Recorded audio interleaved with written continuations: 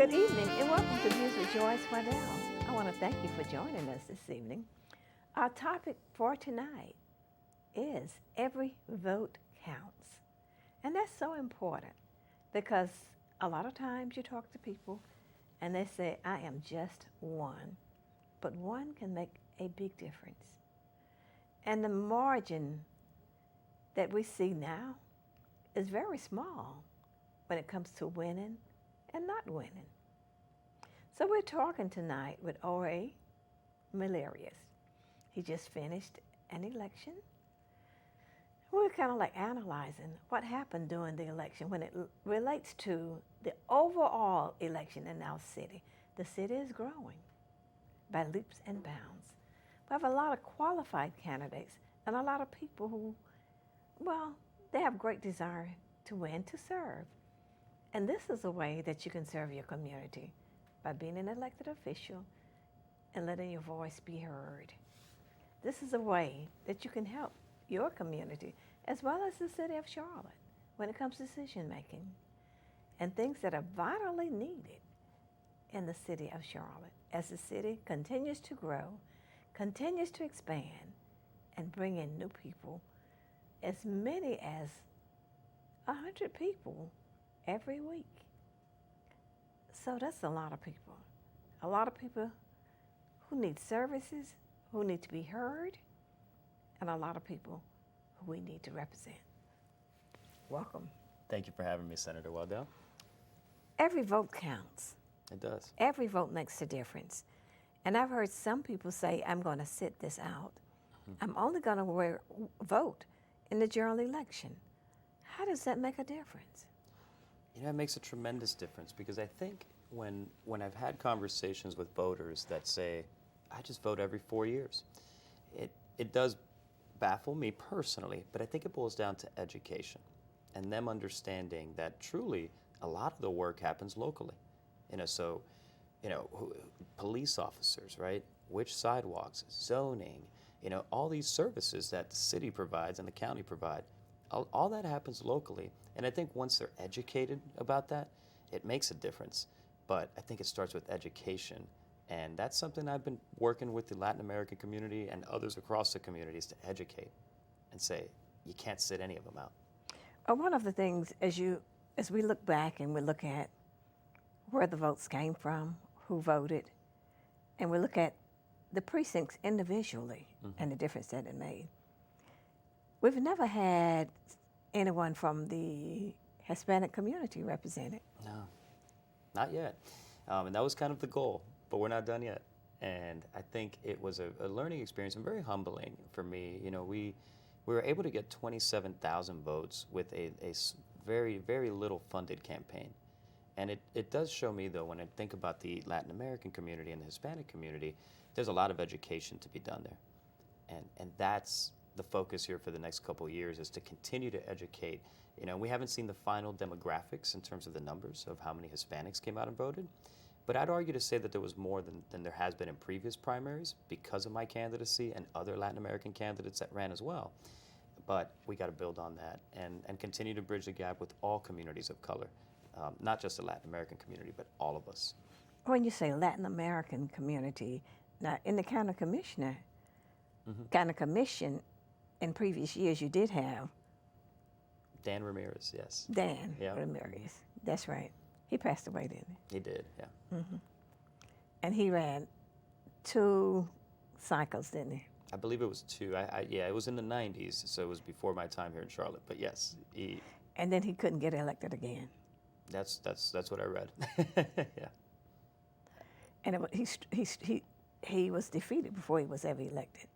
And then when he got elected, I think that's correct. He had 2 terms and could not win again.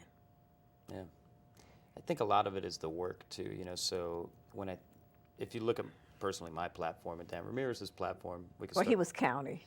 And he was county, but he was a Republican. I'm a Democrat. We definitely have different views, and I think my message resonates more with the everyday Hispanics that are, not wealthy, that are looking for justice of some sort, social justice and a home here.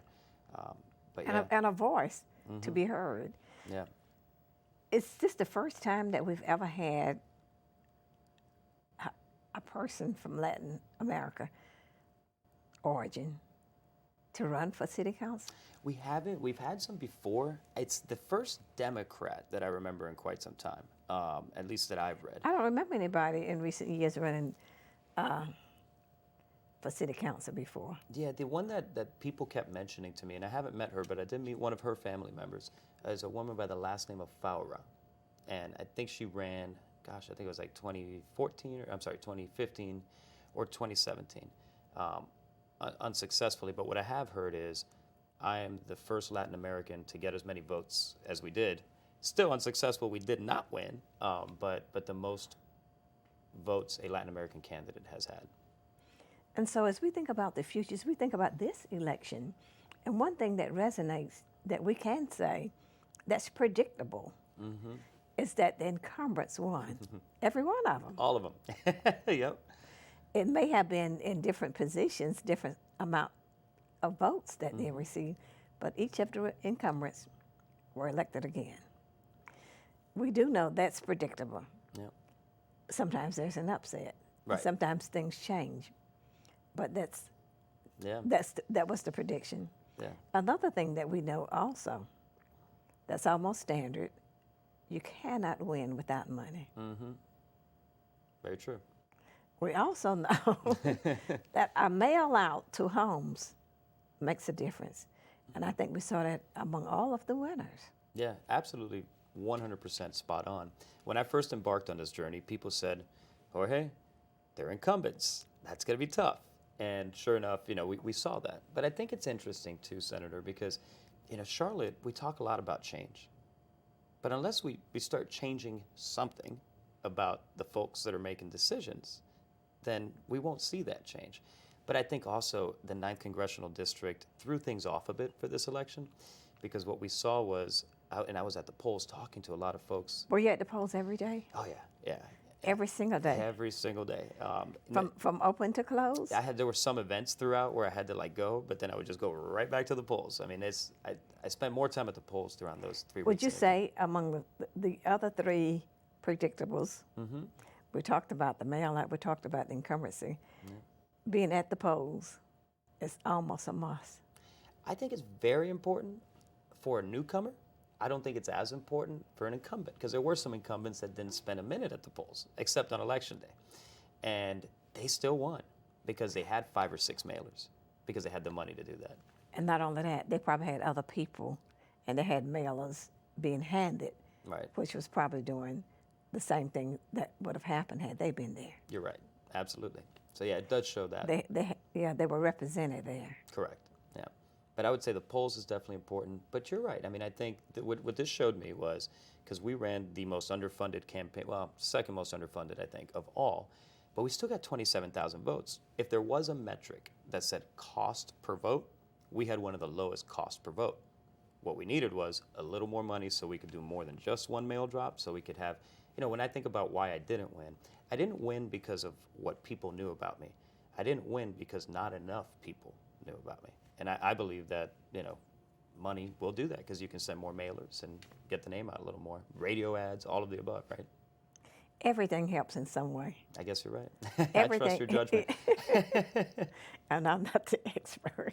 Well, I trust your judgment better than mine. Everything helps in some way. So, audience, we're talking about here with Jose Millares. He's just finished running for city council, the first person first Latino to embark upon this venture as a Democrat. As a Democrat, As a that I remember, Democrat. yes, that is correct. And he's made a big difference.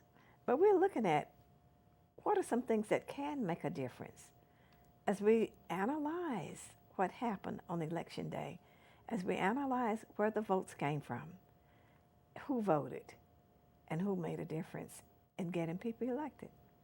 So we're continuing to say every vote counts and every one makes a difference. So we should never think that because we're just one, we're not going to make a difference. We are. So we'll continue to look at what happens and what are some of the things that we can build on as we work in this community and get people engaged to know that every vote makes a difference. Another thing that I saw at one particular precinct, somebody picking up people in cars. At one time, I thought that was just too much, that you couldn't pick up enough people in cars and take them to the polls. But I'm changing my mind. You know, every vote counts, right? Every vote counts. So picking up people in cars can help. Yeah, especially if they don't have transportation. They don't have transportation. And I worked as a volunteer, and a lot of people called and said, I don't have transportation. Right. How can I get there? We got you covered, right? No, and you're going from one side of the town to the other side of the town, dropping them off. And so you're picking up maybe 5 people, and it may take a half a day to do that for 5 votes. So I don't know. One time we had something called the Voter Motor Coalition, where they had a bus that would go. That was here in Charlotte? Yes, and pick up people, a nonprofit. But I'm beginning to see that's a lot of people. Yeah, I think, you know, absentee ballot might be another good option for folks that don't have transportation because they can get it mailed to them. But yeah, I think we've seen elections in the past, like Justin Harlow's last year, where he won by 16 votes, I believe. That's 3 car rides, right? So yeah, it can happen. At large, you know, you're dealing with bigger numbers, but especially in districts. I mean, when you're talking about a district, 5 votes can make a difference, 1 carload. Now, as you think about the Latino community, how do you engage them to get them in the political process to see? Now, we look at other places throughout this country. Many Latino communities are very much engaged and very much a part of an election process. Oh yeah, I was born and raised in Miami, where the Latino community is very involved, and cities like LA and New York, right? You see that. Now, being here in Charlotte for almost 10 years, I haven't seen that as much. There are a lot of efforts, so I'm the president of the Hispanic Democrats of Mecklenburg County, and we're just revamping that group. It starts with, first of all, speak their language, right? And most of them speak English, but they want to hear it in their native tongue. And it's about education. Let's educate them on, first of all, why it's important, the impact it can have on their day-to-day lives and their children, and they don't know enough of that. And they have, and I think it's going to take a lot of time and engagement, but we can't say it's too hard and we shouldn't. And again, I'd venture to say we had more Latin American votes in this primary, and I haven't seen the data yet, but I can almost bet anything. We had more Latin Americans come out because they had faces that looked like them running. But I think it's also about engaging them and tying them into the rest of the community so they're integrated and realize it's not only about them, it's about unity in the community. Now, as you look at what happens in Miami, where you came from, where you have a much larger Latin American community there. Oh yeah, much larger. And I think that's part of it too, is that the Latin American community here has felt so small because population and sheer numbers. But at this point, we're getting close to almost 16% of the population. So, and that's huge. Yeah, we're starting to get, grow. And we got 33,000 Latin American voters. We need it. You have 33,000 registered. Registered, correct. Yeah. And so it's a challenge. The challenge is to get those 33,000 out, at least 20 of them. Right, at least 20. I think that to me, and I don't think we hit 20 this time, but in the past, I'll give you an example. I was looking at A and B voters, and you're pretty familiar with voters that either go out every single time or not. There was only 300 Latin American A and B voters in Mecklenburg County total. That's very low, and it's because they're 4-year voters. Most of the Latin Americans will go out. I bet you they'll be out in 2020 and most of them saying we need Trump out. And that's the sentiment in the Latin American community. What they need to understand though is, and this is where it's incumbent upon people like me to educate them that it's bigger than just the presidential election. We can really make an impact locally, and if we don't, then you can vote in a president all you want, but if you're not having some influence locally, you'll never have representation and a voice.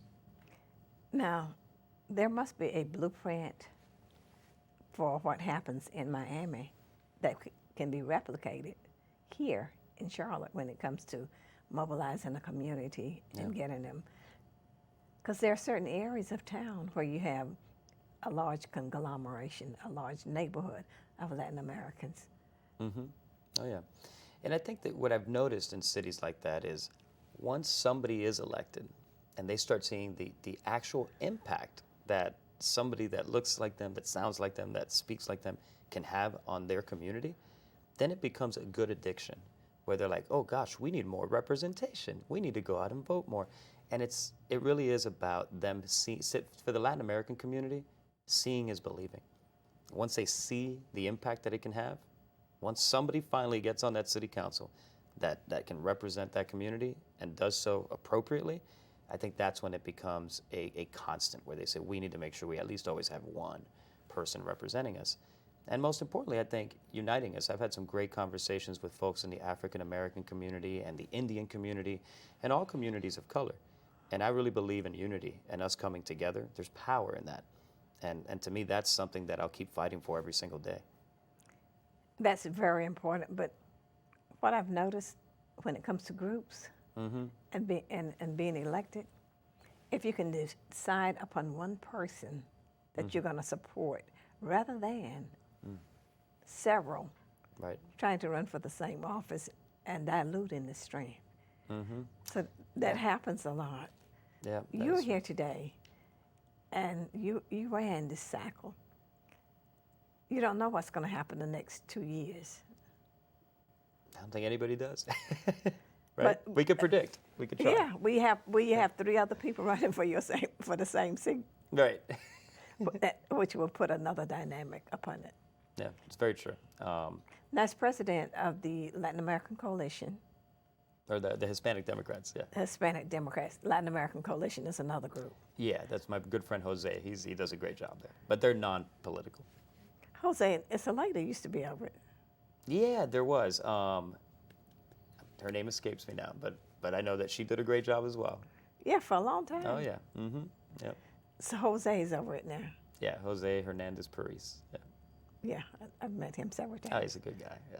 He works for a newspaper too, doesn't he? That would be Raphael, actually. Yeah. That works for the newspaper. He has a lot of energy. He's a good friend of mine. So how do you educate people? You have to see them in a particular place. You got to get them together so that there's discussion, and so that there's examples, so that there's interpretation, and so that there's interaction. Not just talking to people, but interacting with them and strategies. So they got to be somewhere. They got to be in a school, a church, a community center, and it has to be not just one and done, but several times. So how do you do that? Yeah, well, we started with our first meeting, which was this past Wednesday, or Thursday rather. And what we did was we asked the Latin American community to come out. It was actually at a taco shop. So, good way to engage them is, food. Latin Americans love food. Most people love food, right? Most people do. Yeah, and most people love tacos. So we brought them out, and we had the Board of Elections there. And they had the voter machine. They were just showing. Oh, so they had a voter. You were able to get a voter machine there. We did, yeah. And they had one of the. Did they bring it out? They did, and they started showing them how to use it. They even showed them how to do a write-in if they wanted to, and they showed them, from A to Z, how this machine works. And I think part of that is the kind of education we need. Because they realize, oh, this is pretty easy. If I can use my phone, I can do this. This isn't complicated. And I think that's a good start. But we need to do that every month from here on out, forever. Oh, okay. So that's really important. One time they would let you do voter machines and send them out, but recently it's been hard to get voter machines to demonstrate and to show people how it works. Yeah, we were blessed that the Board of Elections came out, and there's another group called Latino Tu Voto Cuenta, which is actually Latino Your Vote Counts. So very similar to the theme of today. And what they did is in every county commission district, they hosted voter engagement events with the county commissioners of those districts. So it was very, very great to see the folks like Mark Jarrell and Susan Rodriguez McDowell and all the county commissioners, Dunlap, all of them, host these events in conjunction with them. So we're starting to see an awakening, but there's still a lot more. Who set this up and did the hosting? The Latino Democratic Party? No, this is a nonpartisan group called Latino Tu Voto Cuenta. It's led by a woman named Wendy Pascual, and Olma Cheverry, who was part of she was also one of the founders of the Hispanic Democrats is a part of it. But it's a group of them, and a good friend of mine, Leo's a part of it. But it's a nonpartisan group, and all they want to do is just voter engagement. I think that was a good first start, and now with the work that we can do with the Hispanic Democrats of Mecklenburg County, I think we just keep building on the foundation. Now, what had happened before you ran? Did the Latino community just select one person and kind of focused on that person and champion that person as their voice? Unfortunately, they just didn't come out. And that's really the real answer. They did nothing. They did nothing, unfortunately. And listen, I'll take part of that blame too. I'm part of that community. And there were some, there was like one candidate that they would stand behind, but when you only have about 1,000 voters going out, it's not as impactful. But yeah, that was probably, unfortunately, the strategy was do nothing. But in the last couple of years, we've seen a bit more of an awakening. And not only that, there are other ways to serve, to get the Latin American community involved in service and giving back to the community and representing the Latin American coalition, the Latin American organizations and community, because there are a lot of other boards and commissions that are available, that are very impactful, that can make a difference. And sometimes if people start there and they get to see how they can be involved in some of these boards and commissions through the city and the county, and how that can make a difference, and they can get to meet other people, that may be another avenue. Yeah, you're right, Senator. And I'm glad you mentioned that, because I serve on the Community Relations Committee for the City of Charlotte. That's a big community. With Willie Radford. Yeah, about 40 people on it. Yeah, about 40-some people. And when I first got there, that was one of the things I realized. I said, gosh, we don't have that many Latinos here. It was very much black or white, right? And I said, well, where's the Latino community? I mean, there should be a little bit more. And we have a couple new members that have joined that are Latin American, some that are Asian, and we're starting to get a different variety, right, of folks. And you're right. Once you start actually doing the work, you start realizing the impact that it can have and learning more about what the city and the county can do. So you're absolutely right. I think we need more of that. Audience, we're continuing to talk with Joyce Millares as we talk about the subject, every vote counts. Every vote counts. So when you think that you're just one and you just have one vote and it's not going to count, it makes a difference. And sometimes if you can just knock on your neighbor's door, bring the neighbor with you, just walk down your block and work with the people on your block, that makes a difference. Or if you can put a mailer in the doors of those people in your block, that makes a difference. And so one vote makes a difference. And as we have just heard, we had an election last cycle that was won with 16 votes. We've had other elections where people had 46 votes to win. We've had some in the House of Representatives where there were like 50 votes to win. So every vote counts, and each person is important. Each person makes a difference. We say, each one, reach one, teach one. And so we continue to look at and talk about how we can make a difference and get people out to vote. Because sometimes if you don't vote and you complain later, we don't have anybody to blame then but ourselves. Not only that, Jorge, in addition to getting out to vote, contacting the people who represent you. I think that's a big missing link. That's a great point, because when sometimes we're coming up for a vote in the Senate. You have and there are tough decisions to be made. And you call back home, you ask, you email, and you wait, and you don't hear anything. Right. So you're waiting for them, for your constituents to tell you something. Because that's why the term representative, right? You're there to represent. And the same thing goes locally. Yeah. You're waiting for people to tell you, for your community to say what they want. Yeah. So sometimes we don't contact our representatives. We don't contact the people who represent us Yeah. And we don't say, this is what we need, this is what we want, and this is what we'd like to see you do. Yeah. And I think some folks may feel that it doesn't make a difference, but I've seen it where it does make a difference. Because there was this one particular vote, I think it was on HB 370, and I remember sending a couple of emails out to some of my representatives and saying, hey, they emailed back, right? And they said, yeah, no, Jorge, thank you for the feedback, really appreciate it. And it does make a difference, locally, state level, congressional, all of the above. You just have to do it. And there's power in numbers. If there are a lot of your constituents that want something, you're their representative, you should vote in that direction, right? Represent your people. Not only that, city council meetings, people need to show up. County commission meetings, people need to show up. Sign up to speak. Stand up, get up, dress up, and speak up. Oh, I love that. Yeah, I'm going to coach on that. And that has to happen. And I say to people all the time when I go into communities, and they tell me the things that matter to them. And I say, well, we're working on those things. And we'll do the very best that we can to address your concerns. But at the same time, remember, we need you there. I served on the school board for 6 years. Yeah, and it's true. And even the public forums, right? You know, I've seen folks go out and the place is packed for the public forum. And then the public forum is done and they leave. And I'm thinking, no, wait, stay. They're about to vote on some really important stuff. You may want to be here for that. You know, stay for the votes, right? But yeah, I agree. I've spoken several times at City Council when I've been adamant about something. I encourage everybody out there to do it.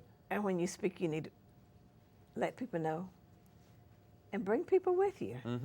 Right. The more people that they see standing out there and voting and talking makes a difference. Yeah. And it changes minds. It's that quote, right? It's an influence. Yeah. Yes. And that quote that says a group of concerned, don't never underestimate the power of a group of concerned citizens can have, and I'm not saying it exactly right, but it's the only thing that has ever really made a change, right? And it's so true. You know, the power of people and people coming together and standing up for something, we've seen it time and time and again in this country and across the world. That's what makes a difference. Absolutely. And audience, we're going to wrap up now. I want to thank Jorge for being with us. Thank you so much for having me. We're going to have him come back again next week. We'll have another interesting topic. We want you to stay with us too. And always write to us, and you'll see how to do that at the end of the screen. Let us know your thoughts, and we'd love to have you as a guest as well. So continue to stay with us. You've been with us through the years, and because of that, we've been trying to bring you the best of programming. Thank you.